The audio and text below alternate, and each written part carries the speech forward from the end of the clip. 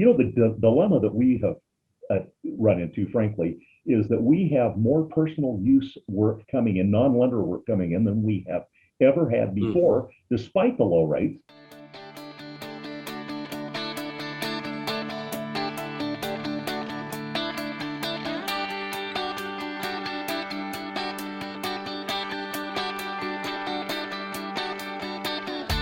Originating from deep inside the Rocky Mountains, transported through the power of the internet, and arriving inside your tiny earbuds. It's the Appraiser Coach Podcast, helping appraisers increase their efficiency, quality, and make more money. Here's the guy who makes it his life's mission to create value for real estate appraisers nationwide. Your host and the Appraiser Coach, Dustin Harris. Welcome back to the program, everybody. Dustin Harris hanging out in the podcast chair. Got a great guest coming up, a friend of the program. Can't wait to talk to him again. But first, want to pause here and remind you that we are sponsored by three great companies. Of course, OREP Insurance being one. This is the insurance that I'm using for my E&O. Why? Well, folks, just go to their website, orep.org, and check out the benefits tab, and you will be convinced, trust me. And that's just the beginning. orep.org, that's OREP.org. Alamode, of course, helping appraisers to do more. They produce software that allows you to do your job and focus on what you need to focus on, because all the tools are there right there in the software, and it will help you like you can't imagine. If you're with any other software, check them out. Alamode.com, it's alamode.com. And finally, we are sponsored by DataMaster. DataMaster, of course, great company out of Utah, helping appraisers to do more, to save time. They say 30 to 60 minutes per report, folks. I've timed it. It hasn't been recently, but last time I checked, it was about 41 minutes that I saved on average on every report that I do through DataMaster. That's huge. When you do the volume that we do, check them out. Go to datamasterusa.com. Again, it's datamasterusa.com. Speaking of Utah, a good friend of mine back on the program, Mr. Craige Morely. Craige, welcome back, my friend. Such a pleasure to be with you, Dustin. Hope you're doing well. I am. I'm doing well, better than I deserve. Craige, of course, is the owner, managing partner of Accurity Valuation, Morely and McConkey in southern Utah. He's a certified general appraiser, licensed in Arizona, Nevada, Utah. He's a board member on the Appraisal Standards Board, which we're going to talk a little bit about today. And of course, the past president of the National Association of Appraisers. And he also sits on the Real Property Valuation Committee at the National Association of Realtors. Boy, that's a mouthful, my friend. You come highly qualified. Most importantly, he's a friend of the program, friend of mine. I appreciate you being on, my friend. It's always so fun to be able to visit and talk a little bit about what's going on. Yeah, well, let's talk about what's going on. You know, as we record this, we're getting through the pandemic. The vaccines are going out. Things are changing, but it's been a wild ride this last year. And I know you run a pretty big firm there in Utah, Arizona. You cover Nevada a little bit as well. Talk to us about what that looked like this last year. What changed in your life? You know, the changes were not as dramatic as many that I have heard have undergone. I mean, I'll bet I've only done 2 COVID exterior appraisals over the past year. Wow. And the vast majority of the work that we've done has pretty much been business as usual. We've obviously had to take precautions and make sure that people feel safe and that you're wearing masks and being respectful of concerns that people have. But and frankly, Dustin, I ended up getting the virus back in North Carolina visiting kids. So yeah. In some sense, I was happy to have gone through that because it took away some of the fears of, Right. getting sick and dying. You know, we lived through it. It was, I don't want to do it again, but it wasn't that bad. Yeah. Okay. Well, and it's not just the pandemic, but of course, maybe a secondary thing is the interest rates have stayed low. We're still kind of in the midst of this refi boom. Who knows how long it will last? Were you guys able to keep up with the volume coming your direction? You know, we've had to be a little more selective on the work we accept. The reality is that we've had to sit down and decide which clients do we like, which ones are reasonable, which ones aren't, and then we pretty much bid everything that comes in. But if they're lenders that are difficult to deal with, we bid them high and long, and if they give them to us, great. If they don't, then that's okay. Right. And it's been a series of self-selection. But it makes no sense to me not to filter based on those people that you like to do business with. And we've managed to be able to get that to a point where it's been busy, but we've got our staff trained to the point where they know how far we're out. And so, we're not guessing when I can deliver a report. We know where we're at. And so it just makes it a lot easier not to get yourself overbooked so that you're just killing yourself trying to get stuff done. Well, that's the thing. I've coached a lot of appraisers this last year, and what I find is a pretty common theme is, hey, you got to make hay while the sun shines. Well, you can also you can also adjust your fees and your turn time. You talked about sometimes you bid high and wide, and and if you get them, you get them. If you don't, you don't. But one of the things that we've been doing this last year is given sometimes what's called the go away fee, meaning, hey, we're busy, and if you want us to do this appraisal, especially because you want it in 3 days, then we're gonna bid up here, and frankly, we hope that we don't get it, but if we do, we bid high enough that it's like, okay, all right, we can handle that. Our fees have actually gone up 12% this last year just because of things like that, I think. Yeah, and we've been doing a lot. The dilemma that we have run into, frankly, is that we have more personal use work coming in, non-lender work coming in than we have ever had before, despite the low rates. And it's been a challenge because I know interest rates are going to go up and we're not going to be busy like we are right now. Sure. And I have seen too many appraisers who kind of establish their model. I just want to do this lender easy cookie cutter type stuff. And then when things slow down, you don't have anything to do. Yeah. And so we've always tried to accommodate some of that stuff because we know that if you get a reputation for not doing that kind of work, it doesn't come to you when you wish you had it. Right, exactly. No, that's exactly right. All right, Craig, I want to talk about some changes that are going on. And some of this is related to the pandemic. Some is not. Some is just the world as we know it. And I want to kind of get your take. Of course, you come highly qualified, and I'm sure you're going to give your disclaimer that you're not speaking for NAR. You're not speaking for, even though you're the past president of NAA, you're not speaking for the Appraisal Standards Board. But talk to us about some changes. Let's talk, first of all, Fannie Mae, the GSE is coming out with, I want to say new forms, but that's actually not right. New, what do we call that? A portal, a new dashboard. It's not really a form, right? Yeah, so it's really going to be interesting. And just for, I'm currently representing NAR on the GSE form redesign or the report redesign. And it's going to be a complete alteration on the way things are being done. And I think once we get over the initial shock, I think people will find it to be a much better system than what we've had to deal with in the past. I suppose many are like me and we don't like change that much and we're comfortable with what we're doing. But I think what you're going to find is the plan at this point, and there is nothing set in stone. In fact, the timeline, I'm not speaking in any kind of official capacity here, but I will be shocked if it goes into deployment sooner than 2014.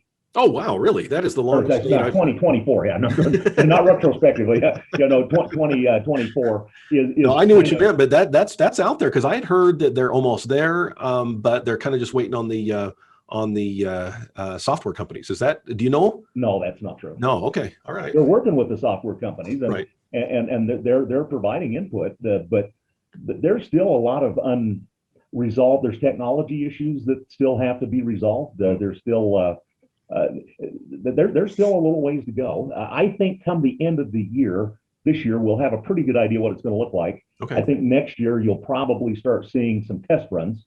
Okay. And then I think in 2014 or 2024, you'll begin to start looking at some deployment dates where it'll become more broadly used. But I think the thing that is going to be interesting is there's not going to be a variety of these different forms that we're used to seeing. Right. It's only going to be it's going to be very modular. And so we think that because it will be modular, for example, you do rural stuff as I do, and you get out into some of these places and they've got a well and they've got a septic system and they're on a dirt road. And so when you identify some of those characteristics, then there will be a series of follow-up questions that only apply to that property or to that circumstance. Okay. If I identify that it's a PUD, then there will be other questions that will be required. They're going to provide a little more flexibility, as I understand it, for providing narrative explanations. And I think one of the real problems we've had in the past is that a neighborhood description we've got on the Fannie Mae form is not long enough to really do justice for an adequate neighborhood description, especially if you've got anything that's out of the ordinary.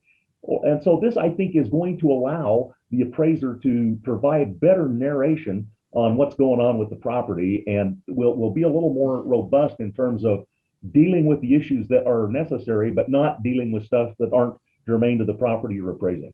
I'm glad you brought that up, because one of the questions that I've had from my colleagues, our colleagues, has been, what about the narrative? If we're checking boxes, if we're writing in small fields, what about the narrative? What about the description? What about the reconciliation section that really sets us apart from the AVM model, for example? And there's been a real question: is there going to be room for that kind of thing? You're saying that actually probably will be better. You'll have more than adequate room, correct? You will, and so it's going to be. As I understand the design, is that when I'm in the site section, if I need to include a zoning map, or if I need to put a plat map, I'll be able to implement all of those things in the various respective sections of the report, which I think will make it nice. And so it'll be a little more uniform in terms of where I find the stuff. The question comes up, well, what happens if I have a revision request come in? Well, the revision request will go in the portion of the appraisal that is germane to the question. And now there's issues on, well, how do I know, that which are the things they haven't got worked out. How do I know if the revision was done, and where's the timeline, and some of those kinds of things. But I think at the end of the day, it's going to be a pretty good improvement from what we've had. Well, it sounds like they're still working on it. So there's some bugs that they need to work out. One of the other questions that have been asked, and I didn't know how to answer this, is what is the fear, Craige, of, my dad used to say, you're so in the trees that you don't see the forest, or you don't see the forest for the trees. How big of a concern is it to those that are developing this process, that if you're in this, because my understanding is, in fact, I've had it described to me kind of like a TurboTax type thing, where the screen opens up and, are you married? Are you single? Are you married, filing jointly? And then depending on how you answer that question, then it brings up the questions that are related to that. In other words, if you say that I'm married filing jointly, it's not going to ask you the questions about that it would to a single person, and you go through this process. How big of a challenge is this going to be? Because one of the great things about the system that we have right now is, I've always had this process as I go through doing an appraisal, that I'll get in the trees and I'll do all of this, but then every once in a while I have to step back, right? And say, oh, okay, let's look at the bigger picture here. Where am I? Did I get so detailed that I've forgotten, the bigger picture here? I worry, and I think some of my colleagues worry, that this is so, screen to screen to screen, that we don't have the ability to look at the bigger picture. And at this point, that will probably be a function of the software designers.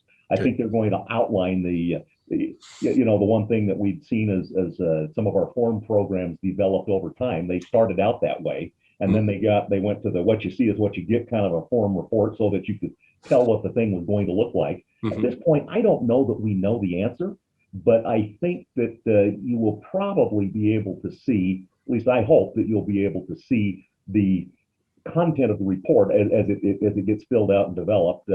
Certainly that's something we'll want to provide, or ask the form developers to provide, so we don't run into this thing where we've gone down a rabbit hole and we can't know where we're at. So right. Well, and that brings me to my final question on the forms, and feel free to add anything I might have missed that you think would be important for the listeners to hear. But kind of the final question that I have is, what about the work file? If we're in the system and we're in, a portal, if you will, and we're putting data in there, at what point do we have the ability to download a PDF, or, I don't even know what format it would be, so that we have it for our files and it's not just in Fannie Mae's portal? Yeah, that will be, I'm confident. Now, I'm speaking from the standpoint that I don't really know the answer, but I'm confident they're going to have some kind of a PDF report that will be, because we've got to comply with our file keeping requirements, and so I'm confident that will be the case. One of the things that I've been advocating for and hope that we can do is to see if we can fix some of the problems with the current UAD coding that we have, and that I think is a possible thing. I don't know how many times you run into situations where, you've got two homes, one of them has been remodeled, the other one has been updated. They're both technically good quality or good condition, but one's better than the other. And we see, I'm sure as you review appraisals, you see that often appraisers are not consistent in the development of the coding, and there's a reluctance to make adjustments. If I've got two homes that are C3, do I want to make an adjustment? And I know that the GSEs are aware of the problem. They're frustrated with the problem. They wish they were getting a more consistent rating than what they're getting. And I think part of the problem is that the spread from average quality to good quality if I'm looking at a lot of my cost indexes, is huge. And most of the time, I have something that's somewhere in between. So Right. how do I deal with that? And so I know that's something that I'm hoping that we can get that to be addressed so that we get a little more consistency in there. And hopefully we get more reliable assignment results as a result, because I know a lot of our realtor friends who are selling property are frustrated with appraisers who, I'm writing everything average, and everything's average, and I don't make adjustments. So Right, if right. it comes out great, if it doesn't, too bad. And we realistically need to do a better job than that. I agree. Speaking of reliability, I want to touch on the third rail here. The bifurcation product. It was something that Fannie, the GSEs tried for a while, about a year. They experimented with it. They put a pause on it. By the way, I think it was before the pandemic had hit, so I don't think it was caused from the pandemic. But they definitely put a pause on it. I hear rumors that they might whirl that machine up again. What are your thoughts on that? It'll happen. Okay. There's no question. To what extent it's going to happen, we don't know. I'm on the Real Property Valuation Committee. I was chair of that committee last year.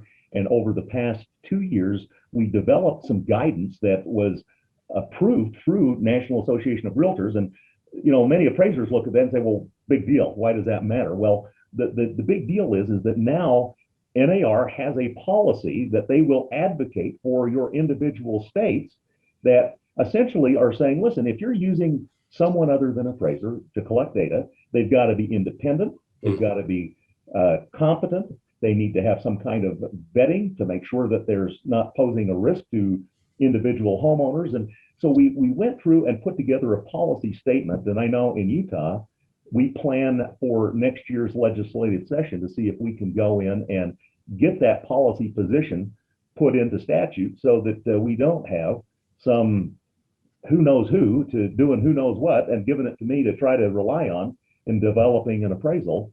The idea is, and this is kind of a challenge, is USPAP says that I have to have a reason to believe that the information being provided is correct. Right. Well, if the person providing me the information is the listing agent, do they have a stake in the outcome? Is that data I can rely on? Right. If it's and so ultimately, as appraisers, we are supposed to be the ones dictating the scope of work to solve the appraisal assignment that we've been asked by our clients to solve. And so oftentimes appraisers are just kind of, the dog being wagged by the tail, and we're just doing whatever our clients tell us to do. And we hope that we can try to help appraisers understand their responsibilities and obligations, when it's appropriate, when it's not, and hopefully develop some policies that state organizations can go and try to see if we can put into place that will help protect us from getting ourselves in trouble with some of these possible problems developing from bifurcation. Love it. Craige Morely is a certified general appraiser here in Utah.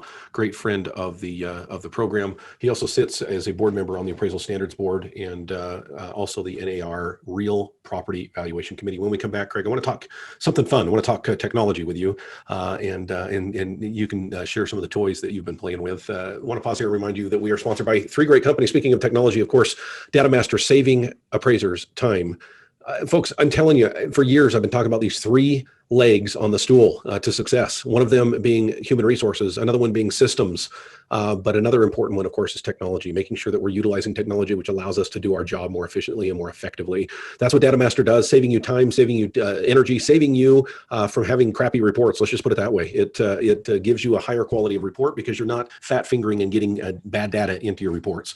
DatamasterUSA.com is where you find out more. Make sure they're in your area. They do it right. They get contracts with your local boards, and they will amaze you. It will change the way that you do appraisals. DatamasterUSA.com.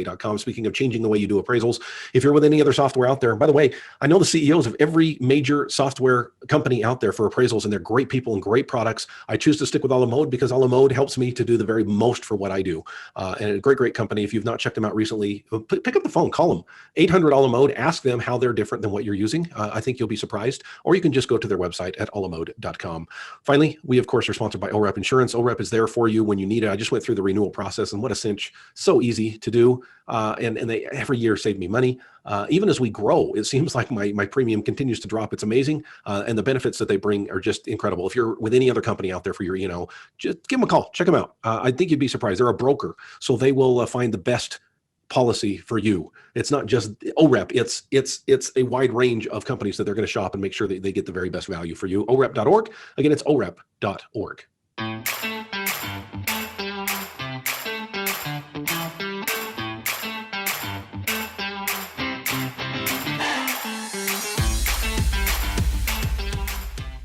All right, folks, welcome back to the program, and I want to welcome my good friend, Craige Morely, back. Thanks, Craige, for joining us. How much you getting paid for this interview again? You know, I'm waiting for a big fat check, but I don't think it's coming. I just need to get your address, my friend. No, and that's my point. You're just so generous with your time. I know you're such a busy guy. You're running a busy appraisal office, and you're sitting on all these boards, and your wisdom is just through the roof. And yet you take time to talk to little old me. Thank you. I appreciate it. I would drop everything to do it. I enjoy visiting with you. Well, I know you mean that too, and you're just a joy to get to know. Thank you again for being on. Let's talk technology, my friend. It's one of my favorite topics. I grew up in a home that my dad. We didn't have a lot of money, but I'm telling you, this guy had every gadget in the world. That was just his deal. He loved technology. He loved the way that well, still does. He's still around. But so my dad is one that just loves technology, and I know you do too, Greg. I follow you on Facebook. What's new in your life on the tech side? Well, probably the funnest little toy that I got was one of these DJI Mini 2. And the reason I got the Mini 2 is it weighs less than 250 grams. Okay, so you got to tell us what that even is. What is that? So that means it's a drone that you don't have to go register with the FAA because it falls under the weight requirement for using it. Now it's recreational and stuff like that, but it's a fun little deal. It doesn't do all the cool stuff that some of the more expensive ones do, but for $450, it'll go 6 miles. It goes 40 miles an hour, and it'll run for about 30 minutes. So it's a pretty fun little drone to mess around with. And I was sitting on my driveway at my home. I flew it a couple of miles away over the top to my new office, took a couple of pictures, went over to the old office, took a couple of pictures, and then just pushed the button so it would return to home, and it came right back. And isn't that amazing? It's absolutely amazing. So do you use that for your appraisal business, or is this more for fun? Well, I use it for fun, but I actually occasionally I'm doing like a project for the Department of Transportation where they're taking some property for a roadway. And boy, it's handy to be able to get up and look at some of these properties or some of these acquisitions from an aerial perspective. And, Google Maps and Google Earth have some awesome stuff, but this is just so nice to be able to get in and be able to gain a perspective that's kind of hard to get standing on the ground. And so it's fun. I enjoy messing around with it, and it actually comes in handy occasionally too. Speaking of, you mentioned your new office. Let's talk a little bit about that. There's a lot of appraisers right now kind of going the opposite direction. I'm one. My lease ran out, I think, in June of last year of 2020. And I started asking myself, now, why am I renewing my lease again? Everybody's working from home at this point. We had people home for about 3 months at that point. And a lot of people had been working from home before that, but we'd gone to a strict policy of everybody works from home at this point. We could have one person in the office, but even they didn't, care to be there. So when the office lease came up, I said, never mind. Talk to me about why you're going the opposite direction, getting new digs. Yeah, well, we did. We built and part of it, Dustin, is a strategy from retirement or investment. I figure if I'm going to pay rent, I want to pay it to myself. Yep. And so if I'm going to get an office, I want to own the office and then have the business pay for it for me, so that then you've got a hard asset that is available to you at some point down the road. And so that's part of the strategy. And I've got a couple of boys that work with me, and so we collectively decided to go. And it's not a great time to build an office. Yeah, I was going to say. Oh my gosh! Yeah, we went to the lumber supplier, and they told us they wouldn't supply a lumber package until the slab was poured, because you had people going out stockpiling lumber. Oh my God. And it was creating. It's already a shortage, but it was a worse shortage than what it's been. And so it cost us over $200 a foot to build this thing. Oh my God! But for a layout for us, it's perfect. We've got 11 offices. We've got 8 appraisers. We've got staff. I've got even a couple, and you'll laugh at this, but I've got a couple of 220 outlets to plug in the Tesla on the back side of the parking lot. Smart. Hello, my friend. Speaking of Tesla, how do you like the Tesla? Which do you mind sharing what model you have? We got the Model 3 Performance. Okay, sure. And I've gotten in trouble a couple of times because I'll be driving down the road and jam it down to the firewall and paint my wife's neck a time or two because it goes from 0 to 60 in 3.3 seconds. And I mean, it accelerates at that rate. It doesn't matter how fast you're going. It's about 80 miles an hour. It's really fast. It is amazing. Yeah. Well, great cars. Craige, what do we miss, my friend? What's on your mind that's important you think listeners need to know about the changing world of valuation? I think that as I see, probably the most significant thing that we need to do as appraisers is to make sure that we're not using anecdotal antidotes to solve appraisal problems. And I know that you've seen this. I know I have. And there are so many really good tools out there. It's always a danger to try to employ a tool that we don't know what it's doing. We've seen states take action against people using some of these statistical programs because the appraiser, it's the black box syndrome. They didn't know what the darn thing was doing. And so it comes up with a crazy result. The appraiser uses that result. They don't know where it came from. And then they have people unhappy with them, and it gives them problems. And so, I'll tell you, for me, Total has an integrated worksheet that I don't do a single report where that integrated worksheet isn't part of the process, because I've got it going in and doing analytics, stripping data out of the report, doing some analytics, putting it back in for part of my reconciliation, helping me to develop adjustments for size and for lot size and building size and age and those kinds of things. And there's just a super handy tool that as we kind of look at ways to try to find ways to solve our appraisal problems, that for me has been one of the most useful tools I've ever seen. I really like it a lot. That is awesome. Craige Morely, thank you for your time. Thank you for taking the wisdom that you gained over the years and being willing to share it with us. You have an open seat invitation on this program anytime you would like to come on, my friend. Well, when you start getting hard up and can't find anybody to talk, give me a call, because I always enjoy visiting. I love your humility. Thank you, my friend, and we will catch you again. All right. Look forward to it. Thank you. You've been listening to the Appraiser Coach podcast with Dustin Harris. If you like what you hear, please give us a 5-star rating and post a short review on iTunes. For more in-depth insider information on how you can make more money as a real estate appraiser, visit theappraisercoach.com and sign up for the All-Star team today. Thanks for joining us. And now, get out there and create some value.